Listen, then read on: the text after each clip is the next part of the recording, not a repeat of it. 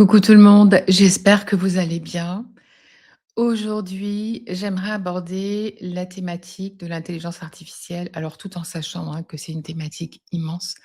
J'aimerais aborder juste un aspect de l'intelligence artificielle et surtout la façon dont cela nous impacte déjà. C'est vrai que pour moi, je considère mon rôle aussi de vous aider à éveiller votre conscience et coucou tout le monde, j'espère que vous allez bien. Ça me fait plaisir de vous retrouver pour une nouvelle vidéo. Aujourd'hui, j'aimerais qu'on parle un petit peu de l'intelligence artificielle, mais surtout de son impact en fait dans notre vie déjà, dans notre vie de tous les jours. Parce que je pense qu'il est important qu'on commence à aborder ces thématiques-là, du fait que bah, voilà, l'intelligence artificielle, ça envahit nos vies à une vitesse incroyable et effectivement, c'est pas simple. Disons que c'est pas juste, ou j'aime l'intelligence artificielle ou j'aime pas l'intelligence artificielle. C'est quand même quelque chose qui nous aide en tant qu'humanité, d'un certain côté, à progresser, mais d'un autre côté, ça a beaucoup d'impact, surtout un impact vibratoire et fréquentiel et j'aimerais vous parler de ça. Avant de commencer, je voulais aussi voilà, faire une petite note sur, la vidéo de la semaine dernière. J'ai vu que quelques personnes avaient mis des commentaires sur les lignes de temps de l'intelligence artificielle. Alors, oui, il y a une ligne de temps qui est très basse, qui est reliée à l'intelligence artificielle. Je vous dis ça parce que quand je vais dans les annales akashiques galactiques, je vois cette ligne de temps. Bon, alors maintenant, je m'attarde pas trop dessus parce que c'est une ligne de temps qui est très dense. C'est une ligne de temps où les êtres ne sont plus vraiment humains, n'ont plus d'émotions. Donc, voilà, ça c'est la ligne de temps qui est hyper avancée, tout en sachant qu'il y a certains peuples galactiques, qui sont dans ces lignes de temps-là et qui maintenant essayent de revenir à ce côté, vibratoire, organique, puisqu'ils ont quand même tout perdu et tout donné à l'intelligence artificielle. Mais, ça ne veut pas dire que c'est ce qui va se passer. Moi, je vous dis seulement, c'est une possibilité. Donc, ce que j'aimerais aborder aujourd'hui, c'est vraiment comment l'intelligence artificielle nous affecte et je vais partager un petit peu avec vous ce que j'en pense. Alors maintenant, ce sont mes opinions, c'est ma perception. Vous prenez, voilà, ce qui résonne avec vous. Si ça résonne pas, ça résonne pas. Mais voilà, je trouve que c'est important de partager ça avec vous parce que j'ai remarqué certaines choses qui m'ont, j'allais dire, surprise. Donc si je retourne un petit peu en arrière, il y a 1 an, en 2025, j'ai pas mal expérimenté avec l'intelligence artificielle. Quand je dis pas mal, c'est qu'à un moment donné, j'ai pris un abonnement avec, une compagnie qui faisait des images. Donc, parce que je trouvais ça vraiment trop cool. Je me disais: «Ouais, c'est vachement sympa, ça peut faire des images et cetera». Donc, l'idée, c'était aussi pour moi, au niveau galactique, je voulais vraiment essayer de créer ce que je vois et donc, j'ai commencé à travailler un petit peu avec un programme pour faire des images. Alors c'est vrai que au début, quand on a ces outils dans les mains, il y a ce côté excitant, ce côté découverte, ce côté: «Waouh, en 5, minutes, même pas, je peux faire une image». Donc au début, je trouvais ça, vraiment super sympa et cetera et puis, quand j'ai voulu commencer à vraiment, j'allais dire, produire une image d'un galactique, par exemple d'un pléïdien, et ben là, j'ai vu que cela ne fonctionnait pas du tout pour moi parce que les images qui venaient, c'était, enfin moi je les appelle comme ça, c'est un petit peu poupée Barbie, tout le monde est beau, des beaux visages, tout le monde se ressemble et cetera et même en recherchant, en faisant des recherches, en changeant le vocabulaire parce qu'il faut que vous mettiez, voilà, le vocabulaire, vous mettiez une phrase, une description et cetera. J'ai même pris un petit cours en ligne, bon gratuit que j'avais vu sur YouTube pour essayer de le faire. Donc j'ai vraiment passé du temps en me disant: «Oui, j'aimerais vraiment, hem, ce serait trop chouette, voilà, d'avoir, des photos des galactiques». Et pour tous les galactiques qui étaient pas humanoïdes, c'était même pas la peine d'y penser parce que, ce qui sortait, mais alors, c'était pas du tout, du tout, du tout ce que je voyais. En tout cas, tout ça pour vous dire que, au bout de 10 mois, j'ai réalisé que, heu, c'était pas du tout aligné avec les fréquences que je souhaitais, heu, disons faire passer. Je trouvais que toutes ces images étaient belles, on est d'accord. Disons que c'est esthétique, que c'est beau, mais ça vibre pas. Et c'est là que j'ai réalisé, je me suis dit: «Ah, mmh, ça vibre pas».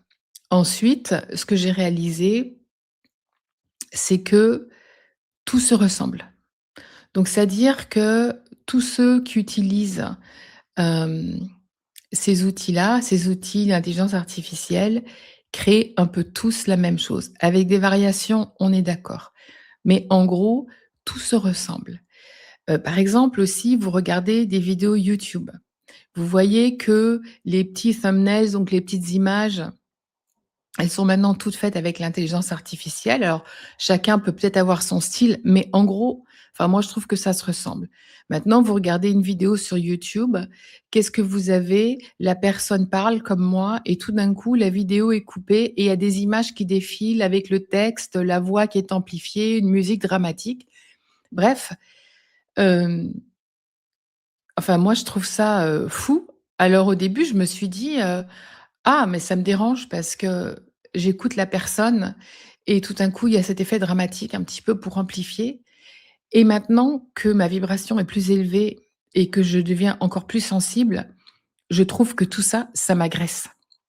Bon moi, c'est mon opinion personnelle, hein, peut-être que vous trouvez ça très bien, mais je trouve que les fréquences, c'est des fréquences, voilà, qui sont un petit peu agressives. Il y a des visuels qui peuvent un petit peu perturber. Voilà et tout ça, c'est de l'intelligence artificielle. Alors, quand on voit que beaucoup de personnes l'utilisent de plus en plus, hein, surtout, dans notre communauté, j'allais dire notre communauté, dans la spiritualité, ben moi, je trouve qu'il y a quand même des questions à se poser parce que les vibrations et les fréquences qui sont émises ne sont vraiment pas des fréquences organiques. Quand on parle de l'intelligence artificielle, pour moi, c'est vraiment un immense espace qui est toujours en train de se régurgiter avec tout ce que tout le monde met dedans et en fait, ça ressort toujours la même chose un petit peu pour tout le monde. Quand vous utilisez ChatGPT, par exemple, vous allez voir que enfin, je suis sûre que la plupart d'entre vous, ont essayé de l'utiliser.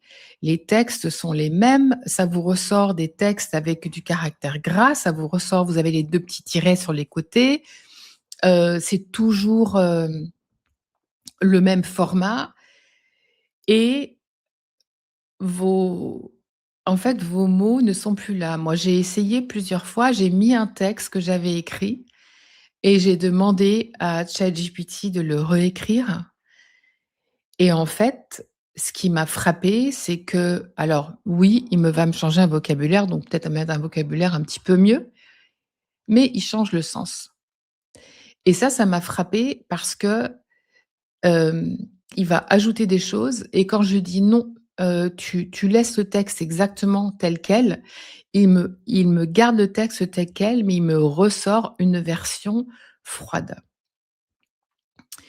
et je trouve que c'est assez choquant et c'est important de commencer à s'en rendre compte parce que c'est ça, quand on parle de système qui n'est pas organique, quand les gens me disent: «Ah mais oui, mais moi je crée avec l'intelligence artificielle, c'est mon énergie».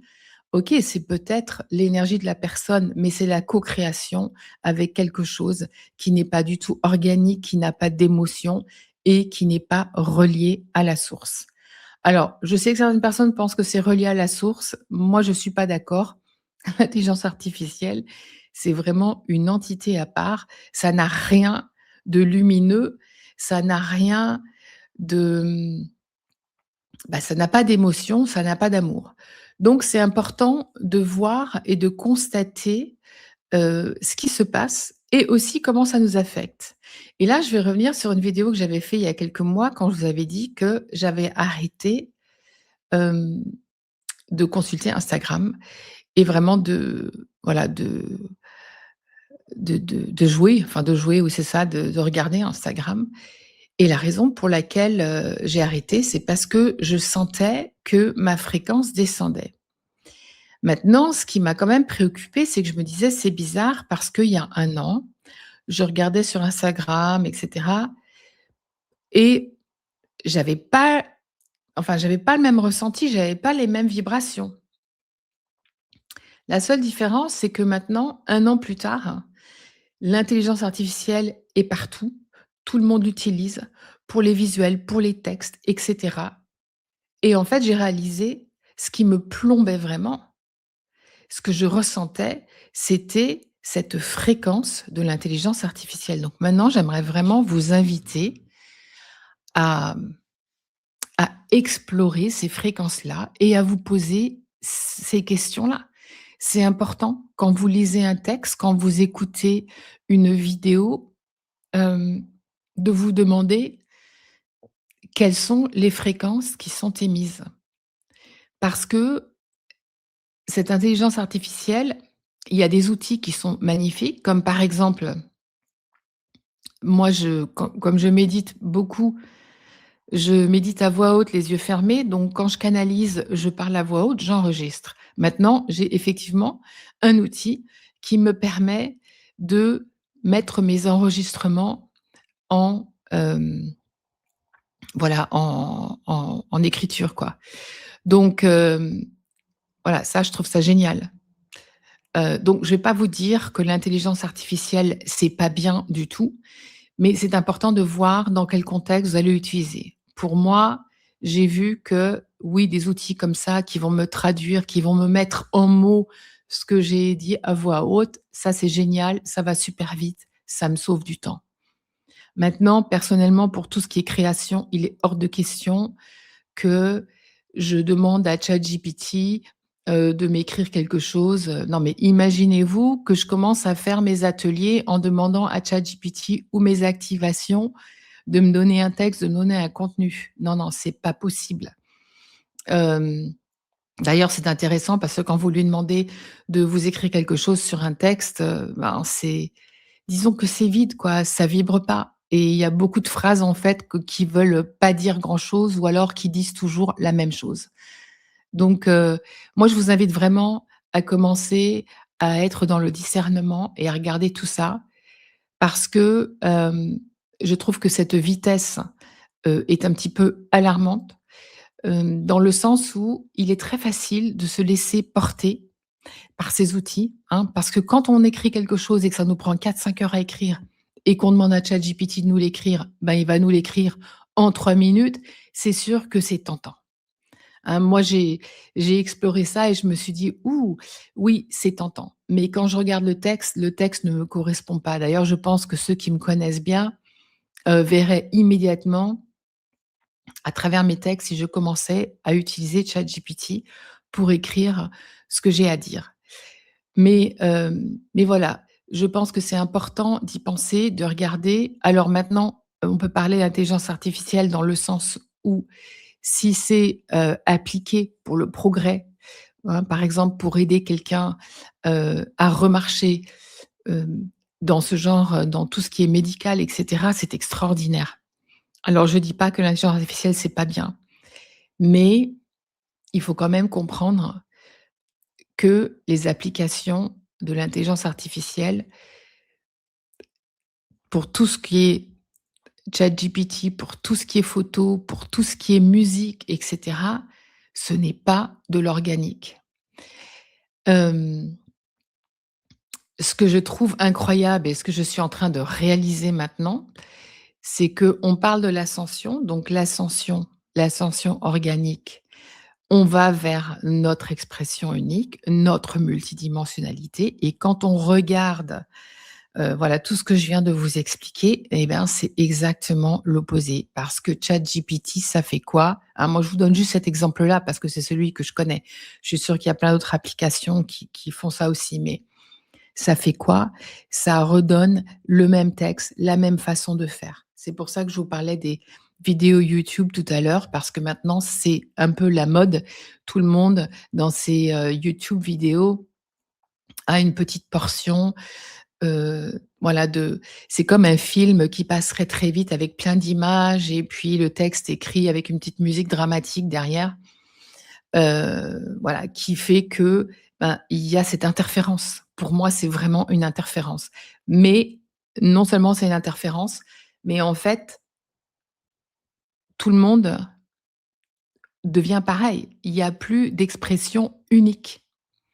Donc moi, c'est ça qui me préoccupe énormément, dans le sens où, voilà, on produit tous un peu des textes de la même façon, des images, et cetera. Tout se ressemble et il y a pas cette expression unique. Donc voilà, je suis en train d'observer tout ça. Je trouve que c'est vraiment intéressant d'en parler, de se poser des questions, de voir ce qui nous convient. C'est clair que l'on va avoir de plus en plus d'intelligence artificielle, mais je voulais quand même faire cette vidéo parce que je pense que de nombreuses personnes ne se rendent peut-être pas compte de ce qui se passe. Parce que comme je vous disais tout à l'heure, c'est sûr qu'au début, c'est excitant, il y a beaucoup de possibilités, on peut faire des choses extrêmement rapidement, on peut faire des choses qu'on ne sait pas faire, hein, parce que par exemple, la création d'images, moi je suis incapable de vous faire ça avec un programme normal. Donc voilà, il y a des choses qui sont fascinantes, intéressantes, mais la question à se poser vraiment, c'est: «Est-ce que je veux perdre, mon expression? Est-ce que je veux perdre mon unicité?» Parce que, qu'on le réalise ou pas, c'est ça qui se passe. Moi, c'est ce que je vois et donc je trouve ça incroyable de me dire que l'intelligence artificielle, heu, au niveau de ce que je fais, par exemple, si je l'utilise, et ben, ça enlève ce côté organique, ça enlève, ma personnalité, mon énergie, mes fréquences et je ne souhaite pas mélanger mes fréquences à une fréquence, heu, ouais, qui n'est pas organique quoi, à une fréquence, qui n'est pas, de la source, qui n'est pas de la création. Alors quand je vous dis: «Ça vibre pas», ça veut pas dire qu'il y a pas de vibration. Attention, je pense que parfois je m'exprime pas très bien, mais en fait je voulais dire, ça vibre pas pour moi, ça vibre pas haut, ça me fait pas vibrer. Mais bien sûr que ça vibre. Ça vibre une fréquence qui, je trouve, devient de plus en plus puissante. Donc voilà, je voulais partager ça avec vous. Hem, à vous de voir, ce qui résonne, ce qui résonne pas.